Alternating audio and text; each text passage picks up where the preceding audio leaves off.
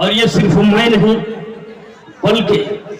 جب نبی کریم صلی اللہ تعالیٰ علیہ وآلہ وسلم اس خاکدان گیتی پر ظاہری طور پر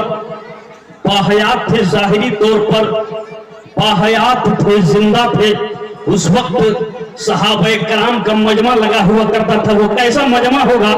جس مجمع میں حضرت ابو بکر صدیق کی ذات بھی ہو، جس مجمع میں عمر ابن خطاب کی بھی ذات موجود ہو، جس مجمع میں عثمان ذو النورین کی ذات بھی موجود ہو، جس مجمع میں حضرت فاتح خیبر مولا علی کی بھی ذات موجود ہو، یعنی عشرہ مبشرین دیگر صحابہ کرام کا مجمع ہوا کرتا تھا۔ یہ صحابہ کون ہوتے ہیں؟ ذرا آپ نے کبھی سمجھنے کی کوشش کی؟ آخر محفل کس لیے سجائی جاتی ہے؟ میلاد کی محفل کیوں منائی جاتی ہے؟ جلسے جلوس کس لیے سجائے جاتے ہیں؟ اس لیے تو سجائے جاتے ہیں کہ ہماری قوم کے ججال لوگوں کو دین کی باتوں کی جانکاری ہو، احادیث کی باتوں کی جانکاری ہو، قرآن کی عظمت معلوم ہو، مصطفیٰ کی شان معلوم ہو، غریب نواز کی عظمت معلوم ہو، ویسے بنگالہ کی عظمت معلوم ہو، علاؤ حق پنڈوی کی عظمت معلوم ہو، مخدوم بھائیوی کی عظمت معلوم ہو، مخدوم چچھجوی کی عظمت معلوم ہو۔ اس لیے تو جلسے جلوس سجائے جاتے ہیں، اس لیے تو جلسے جلوس سجائے جاتے ہیں۔ اب اگر صرف آپ نعت ہی سنتے رہیے گا،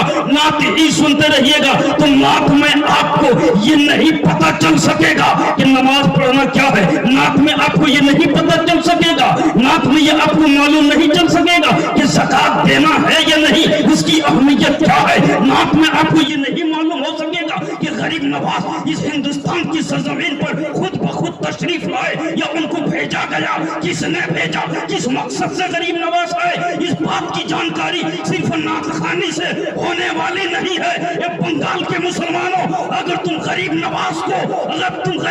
کے دامن کو واقعی میں پکڑے ہوئے ہو تو تمہیں یہ معلوم ہونی چاہیے کہ غریب نواز کی خدمت دین کیا تھی، غریب نواز کا شان کیا ہے، غریب نواز کی عظمت کیا تھی، غریب نواز کی رفعت کیا تھی، غریب نواز کا مقام کیا تھا۔ یہ مقام اسی وقت معلوم ہوگا جب آپ شان غریب نواز میں خطابات کو سنتے رہیں گے، بیانات کو سنتے رہیں گے، تقاریر کو سنتے رہیں گے، یہ سب سنو گے تب پتا چلے گا کہ ہمارے غریب نواز وہ ہیں جو بھارت کی سرزمین پر بھیجے گئے، اور بھیجنے والے کوئی اور نہیں بلکہ پوری کائنات کے امام